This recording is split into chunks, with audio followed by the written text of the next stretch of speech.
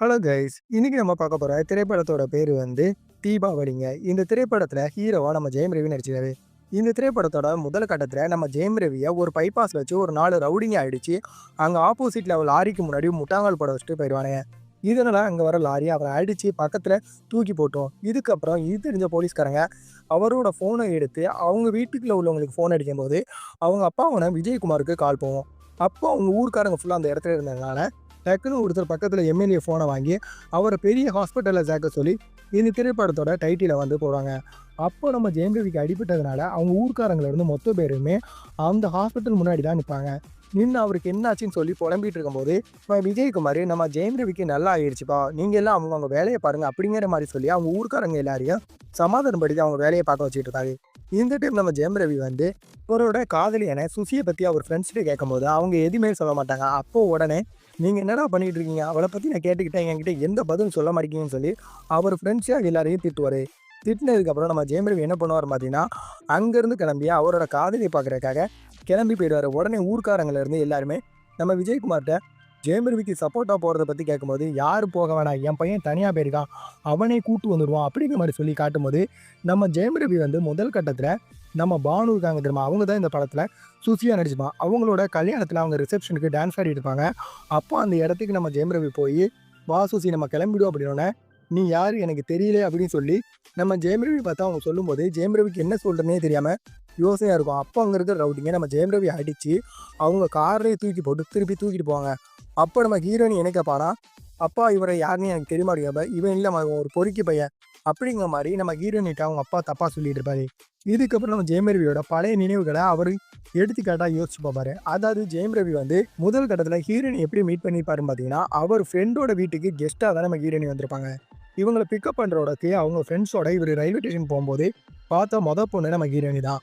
இவங்க தான் அந்த ரிலேட்டிவ் பொண்ணா இருக்கணும்னு நினைக்கும்போது, நம்ம ஹீரோயினி அந்த ரிலேட்டிவ் பொண்ணுன்னு தெரிஞ்ச அப்போ ஹீரோயின் என்ன சொல்லுவாங்கன்னா, "நீங்க ரொம்ப பார்க்குறதுக்கு டீசென்ட்டா இருக்கீங்க." அப்படி சொன்ன உடனே, ஹீரோ அத மெயின்டெயின் பண்ணணும்னு சொல்லி பைக்க கூட ரொம்ப மெதுவா ஓட்டிட்டு வருவாருங்க. ஓட்டிட்டு வரும்போது பின்னாடி வர சைக்கிள்காரன் ஹீரோவ கிண்டல் பண்ற மாரி போகும்போது, ஹீரோயினி அந்த சைக்கிள்ல லிஃப்ட் கேட்கும்போது, "ஏன் நம்ம நல்லா தானே போயிட்டு இருக்கோம்." அப்படின்னோனே, "நீ என்ன இவ்வளோ மெதுவா போற? நான் வேணா சைக்கிள போட்டு." அப்படின்னோனே, "இப்ப என் விரட்ட பாரு." அப்படிங்கிற மாரி சொல்லி ஹீரோ பைக்க வேகமா விரட்டி அவங்க ஏரியாவுக்கு வரும்போது, அங்க நெறைய பேர் நம்ம ஹீரோ பேர சொல்லி விசாரிச்சுட்டு இருப்பாங்க. அப்போ அதில ஒருத்தன் டக்குனு நம்ம ஹீரோவோட சட்டைய பிடிச்சு, "இங்க பில்லுனா யாருன்னு தெரியுமான்னோனே." ஹீரோயின் பின்னாடி பில்லுகிட்டயே பில்லு யாருன்னு கேட்குற அப்படின்னோனே, டக்குனு அவன் அந்த இடத்துலயே நம்ம ஜெயம் ரவி அடிப்பான். அடிச்சோனே ஜெயம் ரவி திருப்பி அங்க இருக்க ரவுடி அடிக்கும்போது, ஹீரோயினைய கூப்பிட்டு, "நீங்க வீட்டுக்கு போங்க." அப்படின்னு சொல்லும்போது, "நீ அடி பில்லு நான் பார்க்கணும்." அப்படின்னோனே, ஹீரோ அங்க இருக்க ரவுடிங்க எல்லாத்தையும் ஹீரோயின் முன்னாடியே ஒரு மாசா ஒரு ஃபைட் சீன் பண்ணுவான். பண்ணதுக்கப்புறம் அந்த அடி வாங்குன ரவுடிங்க இருக்காங்க பார்த்தியா, இவங்க எல்லாத்தையுமே விஜயகுமார் பார்த்து என்ன செய்வார்னா, கை, கால் நல்லா இருக்கிற வரைக்கும் தான் ரவுடிசத்துக்கு பயன்படுத்துவானே. ஒரு கை, கால் போச்சுன்னு வையேன், பிச்சை தான் எடுக்கணும். "ஒழுங்கா நல்ல வேலைய பாருங்கடா, சாப்பிட்டீங்களாடா?" அப்படிங்கிற மாரி கேட்டு, அவங்க எல்லாருக்கும் ஒரு நல்வழிப்படுத்துவாரு. இவரு அத பண்ணதுக்கப்புறம், இங்க நம்ம ஜெயம் ரவி என்ன பண்ணுவார்னா, சுசி இருக்காங்க தெரியுமா? அதாவது ஹீரோயினி. இவங்க ஒரு ரிலேட்டிவ் வீட்டுக்கு வந்திருக்காங்க சொன்னா, அந்த ரிலேட்டிவ் வீட்டுக்கு நம்ம ஹீரோ போய் என்ன பண்ணுவார்னா, அங்க இருக்க அவங்கள வேலை செய்ய சொல்லும்போது, அவங்கலாம் செய்ய முடியாதுன்னு சொல்லும்போது, ஹீரோயினி பாவமா இருக்குன்னு சொல்லி ஹெல்ப் பண்ணுவாரு. அப்போ ஹீரோயின்ட்ட நெறைய வேலை சொல்லிட்டு இருக்கும்போது, அப்போ ஹீரோவோட ஃப்ரெண்ட்ஸ் அந்த இடத்துக்கு ஹீரோயினிய பத்தி கொஞ்சம் கிண்டல் பண்ணும்போது, ஹீரோயினி அவங்க கூட எல்லாம் சண்டை போட்டு ஜாலியா விளையாண்டுட்டு இருப்பாங்க. இதுக்கப்புறம் காலையில ஹீரோயினி வீட்ல இருந்து வெளிய வருவாங்க. ஏரியாவே ரொம்ப அமைதியா இருக்கும். ஏன்னு பார்த்தீங்கன்னா, அன்னைக்கு ஹோலி கொண்டாடிட்டு இருப்பாங்க. அத பார்த்தோனே ஹீரோ ஹீரோயினிய காப்பாத்த முயற்சி பண்ணி, ஹீரோயின் எங்க ஓடுற அப்படின்னு சொல்லி தெரிஞ்சுக்கிறம்போது, ஹீரோயினி மேல கலர் அடிக்க ஆரம்பிச்சுருவாங்க. இதுக்கப்புறம் ஹீரோயினி அங்க இருக்கிற எல்லார் கூடயும் ஃப்ரெண்ட் ஆயிடுவா. ஃப்ரெண்ட் ஆனோனே ஹீரோவோட அப்பா இருக்காரு தெரியுமா? இவரு ஹீரோவ ஒரு ஆசிரமத்துக்கு சொல்லுவாரு. அந்த ஆசிரமத்தில ஒரு சாமியார் இருக்காரு. அவர்கிட்ட "உன் கல்யாணம் எப்போ அப்படிங்கிறத கேளு." அப்படின்னோனே, இவன் எப்ப பார்த்தாலும் இப்படிதான் பண்ணுவீங்களா அப்படின்னு சொல்லிட்டு ஹீரோவும் சரி போய் உட்காந்து அந்த சாமியார்ட்ட கல்யாணத்த பத்தி கேட்கும்போது, டக்குனு அந்த சாமியார் என்ன சொல்றாருன்னா, "நீ கட்டிக்க போற பொண்ணு உன் பக்கத்துல தான் இருக்கா." அப்படின்னு சொன்னேன். சாமியார் என்ன இப்படி சொல்லிட்டாருன்னு யோசிக்கும்போது, ஹீரோ, ஹீரோயினியும் இதுவரைக்கும் ஃப்ரெண்ட்ஸா இருந்தவங்க 2 பேர் மனசுக்கும் ஒரு புதுசா ஒரு ஆசை வந்துரும். ஹீரோக்கு ஏற்கனவே ஹீரோயினிய ஃபர்ஸ்ட் பார்த்தோனே பிடிச்சிரும்.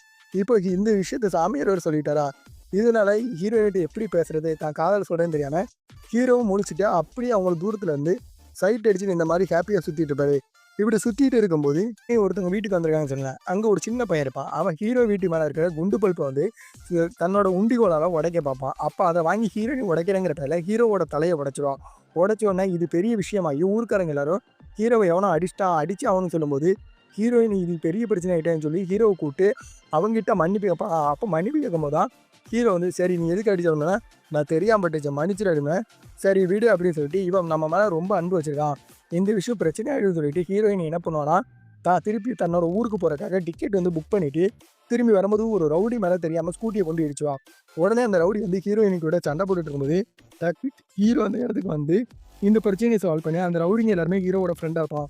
அப்போ அவங்க கூட சேர்ந்து கப்பலில் கடலுக்குள்ளே வந்து ஒரு போட்டிங் மாதிரி போவாங்க. போட்டிங் போகும்போது ஹீரோயின் ஊருக்கு போகிறக்காக டிக்கெட் எடுத்து அந்த டிக்கெட்டை கூட கிழிச்சு தூக்கி போட்டுருவோம். தூக்கி போட்டுட்டு நான் கடலில் குதிக்க போகிறேன்னா சரி குதி அப்படின்னா, சரி உனக்கு நீச்சல் திரும்பினாலும் எனக்கு தெரியாதுன்னு சொல்லி குதிக்கும் போது ஹீரோவும் கூட சேர்ந்தே குதிச்சு ஹீரோயினையை காப்பாற்றி கப்பலுக்கு ஏற்றி ஏன்டி யூஸு மாதிரி பண்ணிட்டு இருக்க, நீச்சல் தெரியாது சொல்கிற குதிக்காதான் நீ காப்பாற்றிருக்கேன்னு சொல்லி அவங்களுக்குள்ள ஒரு அழகான காதல் சாங்லாம் ஓடிட்டுருக்கோம். அதுக்கப்புறம் ஹீரோ அவங்க ஃப்ரெண்ட்ஸ் எல்லாருமே ஒரு ஹோட்டலில் உட்காந்து சாப்பிட்டுருப்பாங்க. அப்போ ஹீரோயின்ட்டு அவன் ஃப்ரெண்டு ஒருத்தி வந்து பேச வரும்போது ஹீரோயினி உன்னை யாருன்னே தெரியும்னு சொல்லி ஹோட்டலில் வச்சு எல்லாரும் முன்னாடி அவமானப்படுத்துனோன்னா, ஹீரோ அவங்களுக்கு உண்மைக்கு உனக்கு யாருன்னு தெரியலன்னா எனக்கு தெரியலன்னு சொல்லிட்டு வீட்டுக்கு வந்த ஹீரோ கிட்ட சில விஷயங்கள் சொல்லுவான். அதாவது என்னன்னா, எங்கள் அப்பாவுக்கு நிறைய எதிரிங்க இருக்காங்க. ஒரு நாள் அவர் தான் காரில் போகிறாருன்னு நினச்சி நான் போன காரை இடிச்சிட்டாங்க. அதில் எனக்கு ஒரு ஆக்சிடென்ட் ஆகிட்டேன். அதுக்குனால எனக்கு அதுக்கு முன்னாடி 3 வருஷம் தெரிஞ்சவங்க யாருமே தெரியல. எல்லாரும் எனக்கு தெரியுதா தெரியலன்னு கேட்கும்போது எனக்கு என்ன சொல்கிறேனே தெரியல அப்படின்னு சொல்லி அழுவும்போது ஹீரோ ஒன்று என்ன பண்ணுவார்னா, அவரோட ஃப்ரெண்டு ஒருத்தர் டாக்டர் அப்போ அவங்ககிட்ட கூப்பிட்டு போய் இந்த விஷயத்தை கேட்கும்போதே அவர் என்ன சொல்வார்னா, இது ஒன்றும் இல்லை, நாளைக்கு இவனுக்கு ஒன்றை கூட மறந்து போனான், இது ஒரு மாதிரியான பிரெயின் டியூமர் ப்ராப்ளம் தான், இதுக்கு எந்த சொல்யூஷனும் கிடையாது அப்படின்னு சொல்லும்போது டக்குன்னு ஹீரோயினுக்கு என்ன சொல்லாமல் ஹீரோயின் என்னன்னு சொல்லலாம், நாளைக்கு நான் உன்னை மறந்து என்னை விட்டு போயிட மாட்டேன் அப்படின்னு சொல்லி ஹீரோ கிட்ட வந்து அழுதுட்டு இருப்பான்.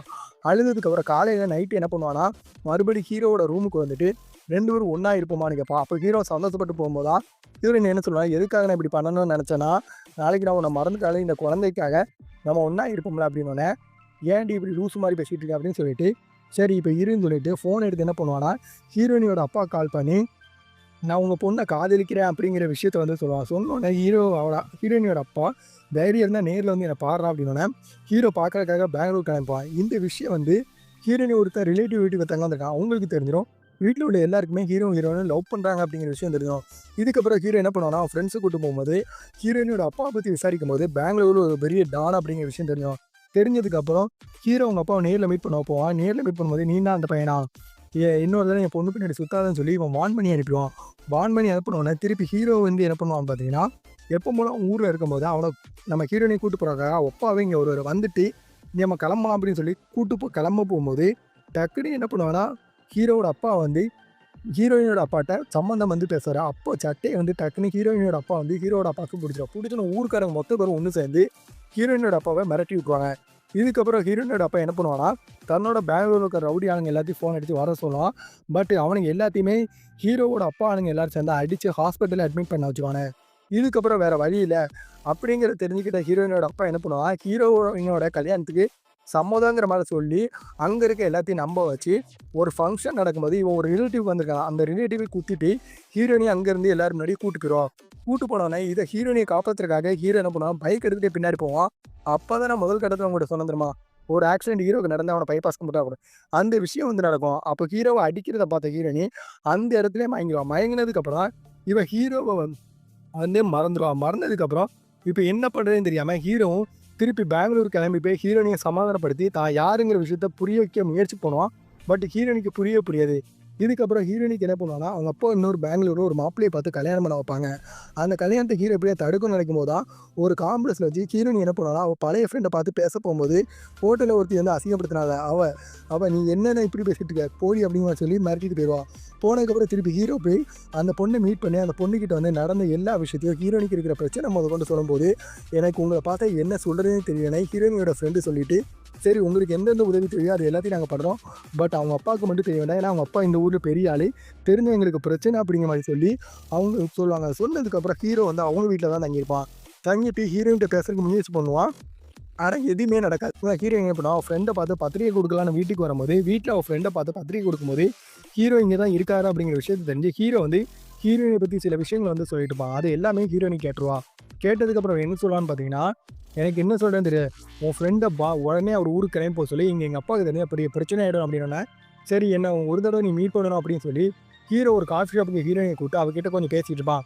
பேசும்போது இதெல்லாம் வேணாம் சொல்லி ஹீரோயினி எந்திச்சு போகும்போது பின்னாடியே போன ஹீரோவை அங்கே வேலை பார்க்குற சப்ளையர் வந்து குத்தி ஹீரோவுக்கு சாகிற நிலமைக்கு கண்டிஷன் ஆகிடும்.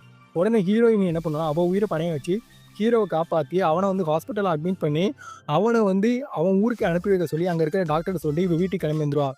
வீட்டுக்கு கிளம்பி வந்தால் ஹீரோ வந்து எப்போ போல ஹாஸ்பிட்டலில் போனால் அவனுக்கு அவங்க அப்பா ஊர்லேருந்து ஃபோன் அடிக்கும்போது ஹீரோ எந்திரிச்சு அப்பா நீங்கள் கவலைப்படாங்க நான் அவளோட தான் வருவா அப்படிங்கிற சொல்லிட்டு ஹீரோனியை பிடிக்கிறக்க காப்பாற்றுறதுக்காக ஹீரோ என்ன பண்ணுவான்னா அங்கே இருக்கிற ஆம்புலன்ஸ் எடுத்து ஹீரோனியோட வீட்டுக்கு வந்து கிளம்பிடுவான்.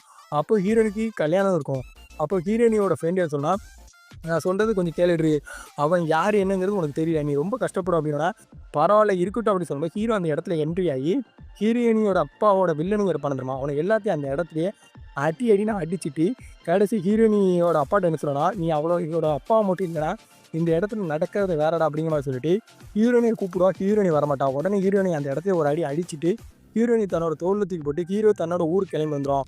ஊருக்கு கிளம்பி வந்தோன்னா அவங்க அப்பாலேருந்து அவங்க சொந்தக்காரங்க ஃபுல்லாக ஹீரோயினியை பார்த்தோன்னே வந்துக்கேம்மா நீ இல்லாமல் பில்லுக்கு உயிரே இல்லைம்மா நாங்கள் எல்லாம் ரொம்ப பயந்துட்டோம் அப்படின்னோடனே ஹீரோயினுக்கு இங்கே என்ன நடக்குது ஏது நடக்குதுன்னு தெரியாமல் புரியாமல் இருக்கும்போது ஹீரோயினியை கூப்பிட்டு அவன் மாடி கூப்பிட்டு போய் மாடியில் பழைய விஷயங்கள் எல்லாத்தையும் சொல்லுவான். ஹீரோயினி வந்து எதுவுமே தெரியல என்ன பண்ணுறதுன்னு வச்சுக்கும்போது இங்கே ஹீரோயினோட அப்பா போலீஸ்காரங்களோட வந்து பொண்ணுக்கு விருப்பம் இல்லைன்னா நாங்கள் கூட்டு போய்டுவோம்னு சொல்லி பேசும்போது பொண்ணுக்கு விருப்பம் இல்லாமல் தான் காதலிச்சாங்க. இந்த ஆள் தான் முதல்ல கூட்டு போயிட்டானோன்னே அப்போ தான் ஹீரோட அப்பாவுக்கு விஷயம் தெரியும். அதாவது ஹீரோயினி எல்லாத்தையும் மறந்துட்டானே. இதுக்கப்புறம் என்ன சொல்கிறதே தெரியாமல் இருக்கும்போது கீழே வந்து ஹீரோயினியை கூப்பிடுவாங்க. கூப்பிட்டு வந்தோடனே ஹீரோயின்ட்ட விருப்பம் இருக்கா இல்லையான்னு கேட்கும்போது ஹீரோயினி நான் எங்கள் அப்பாவோட போகிறனோடனே ஊருக்காரங்களை எல்லாருமே அழுவ ஆரம்பிச்சோடனே அங்கே டக்குன்னு வில்ல என்ன பண்ணுவான்னா ஹீரோவை வந்து அந்த இடத்துல அடிச்சோடனே ஹீரோ கீழே விழுந்த உடனே இதை பார்த்து ஹீரோயினி திருப்பி ஓடி போய் ஹீரோ கிட்ட எனக்கு பழசு எதுவுமே ஞாபகம் வரல, ஆனால் இங்கே இவ்வளோ பேர் சொல்கிறத நம்பாமல் எப்படி போக முடியும், எனக்கு ஒன்று புரிஞ்சிருக்கு அப்படிங்கிற மாதிரி சொல்லி ஹீரோவோடையே அவள் சேர்ந்துருவான்.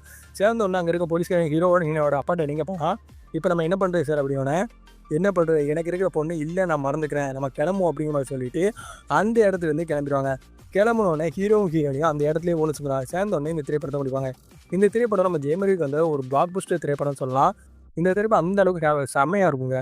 சரி ஃப்ரெண்ட் நான் சொன்ன விஷயம் பிடிச்சிங்கன்னா நீங்கள் நம்ம சேனலை லைக் பண்ணுங்கள் ஷேர் பண்ணுங்கள் சப்ஸ்கிரைப் கூட பண்ணுங்கள். Thank you all friends.